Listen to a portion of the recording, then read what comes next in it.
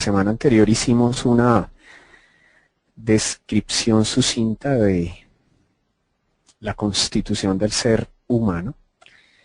Allí se hizo descripción a su realidad trascendental, a su realidad física, a su realidad espiritual, llamémoslo de alguna manera.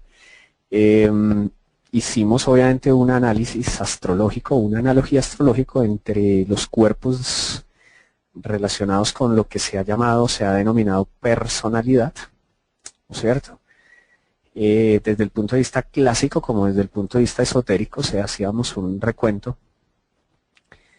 de la necesidad del ser humano por identificarse en su totalidad, partiendo y teniendo como objetivo el hecho de reconocerse como un ser que evoluciona y que por supuesto en dicha evolución se encuentra una constitución amplia, ¿no? Desde lo que se ha llamado personalidad, que decíamos pues va vinculado a la posición del signo solar, en donde se resumen o se resumían pues características propias de esa personalidad, que son el cuerpo físico, el cuerpo etérico, el cuerpo emocional, así como el cuerpo mental inferior o así llamado manas inferior.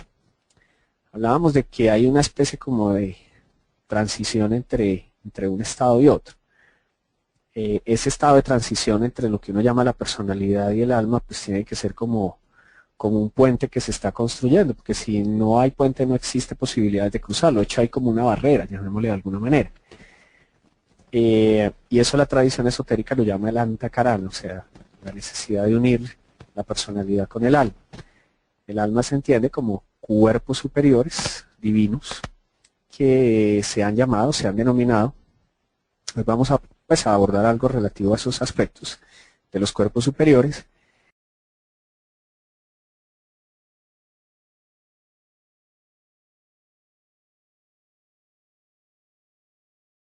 El estudio de los centros y por supuesto las glándulas endocrinas y por supuesto el estudio de la psicología esotérica constituyen esa trilogía para el conocimiento del individuo. Lo realmente interesante de esto es que cada chakra y por supuesto cada glándula endocrina empareja una función planetaria.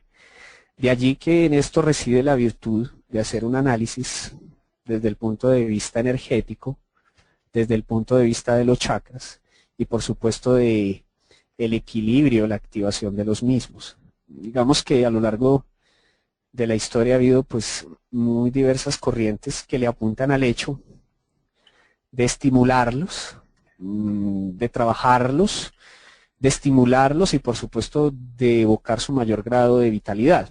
Una persona que se plantee energéticamente vital o que se plantee energéticamente realizada es alguien que efectivamente sus centros energéticos giran, vibran de una forma mejor o mayor a una persona que seguramente los tenga atrofiados y subdesarrollados. En el primero pues hay plenitud, hay salud, hay vitalidad. En el segundo pues hay desequilibrios, no hay conciencia.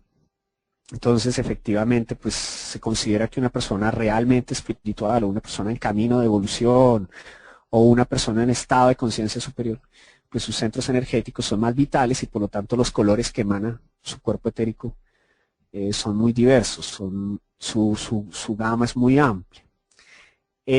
Bajo esta introducción de lo que es el paso de la energía primaria de entrada, pues insisto, es un paso que tiene como objetivo sintonizar o entronizar al ser humano físico con su realidad superior, y esta energía primaria de entrada se desplaza a través de los chakras. A su vez estos llegan al cuerpo a través de centros energéticos llamados nadis, que a su vez llegan al sistema nervioso, por supuesto estimulan las glándulas endocrinas, quienes a su vez estimulan o lo hacen a través de algunas hormonas que recorren obviamente la sangre. Entonces ese sería el paso metabólico de la energía primaria de entrada relacionada con los chakras. Ahí hay unas alusiones.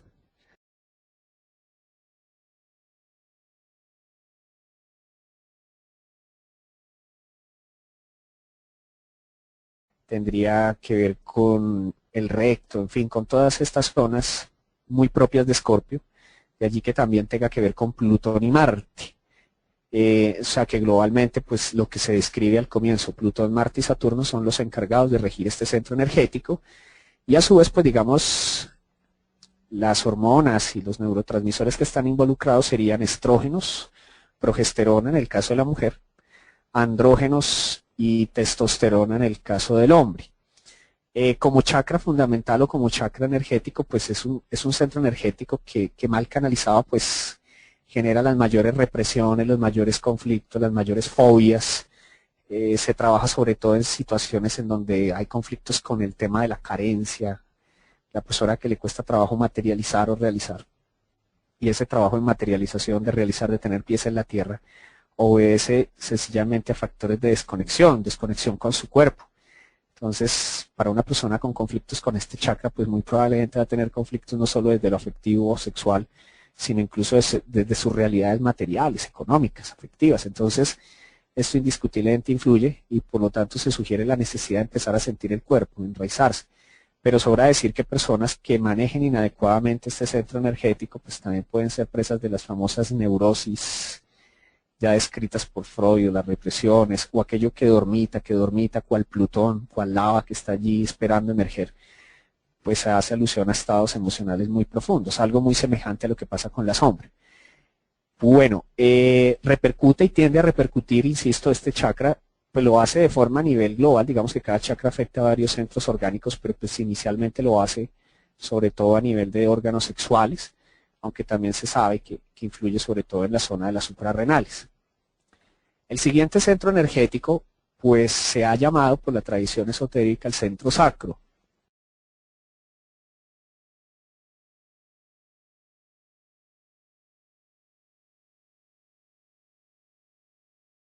Y pues ya paso a describirles algo. Sencillamente se considera que este centro es el centro un poco de realización, de iluminación. Cuando la energía ha ascendido y llega a este punto, pues un individuo, digamos, adquiere su sentido de profundidad espiritual. Es su sentido de realización. A nivel externo se ve como manifiesta su búsqueda territorial. Por lo tanto, sí es muy análogo al Sol. Un individuo cómo se vive territorialmente. O sea, sobre todo sería un tipo de comportamiento propio de la personalidad de un individuo, cómo se ve él como especie. A nivel espiritual, pues representa sus procesos más profundos y elevados, en el sentido de la totalidad, de un estado indescriptible de conciencia. Se considera, pues, por muchos que estimula las funciones del día y de la noche, o sea, que normalmente la pineal se encarga de regular la actividad solar y la función que ejerce en este caso, la función de la luz y del sol. Algo muy interesante pues a destacar es que los mayas llegaban a sostener, y eso se sabe cuando uno hace una aproximación un poco a las teorías de los mayas, que para ellos el símbolo de la fertilidad es el sol. Y no tiene nada de raro, puesto que pues todos saben, o al menos sí es claro el hecho de que el sol interviene, y en este caso pues las funciones de luz del organismo, que pues son justamente equilibradas por la pineal, son las que permiten justamente la recepción de la energía o de la luz en el caso de una mujer, que es lo que permite que efectivamente pues se regulen sus periodos. Esto tiene que ver con el hecho de que si una mujer, por ejemplo, trabaja mucho tiempo en un lugar donde no le da la luz, por ejemplo, en un encierro de noche, en un hospital, en fin, pues efectivamente van a haber alteraciones de su ciclo menstrual. De hecho, tiende a existir una especie de atemporalidad, o sea, se pierde un poco o se tiene la tendencia a perder un poco la noción del tiempo y del espacio. De allí que pues indiscutiblemente esta glándula endocrina pues estimula o va muy ligada pues justamente a la glándula hipófisis para regular periodos o etapas de fertilidad. También se concibe como el hecho de que sobre esta residen aspectos asociados a las famosísimas estados de conciencia superior, como por ejemplo a través de las estimulaciones de ciertas triptaminas. Algunos científicos han llegado a sostener que, por ejemplo, la triptamina DMT es la que se estimula en los famosísimos estados del déjà vu, aquello de que, oiga, yo ya estuve acá, como también en el hecho de personas que han estado muy cercanas a la muerte y que en ese previo a la muerte han visto recorrer en un instante toda su vida, algo que nuevamente nos sitúa en ese grado de atemporalidad. ¿Cómo es posible que algunos que han sobrevivido a accidentes o pues que digamos lo más común es que ese tipo de experiencias, o bien místicas, o bien lo del túnel, o ciertos destellos, o incluso alguna gente pues no tiene que estar sometida pues a un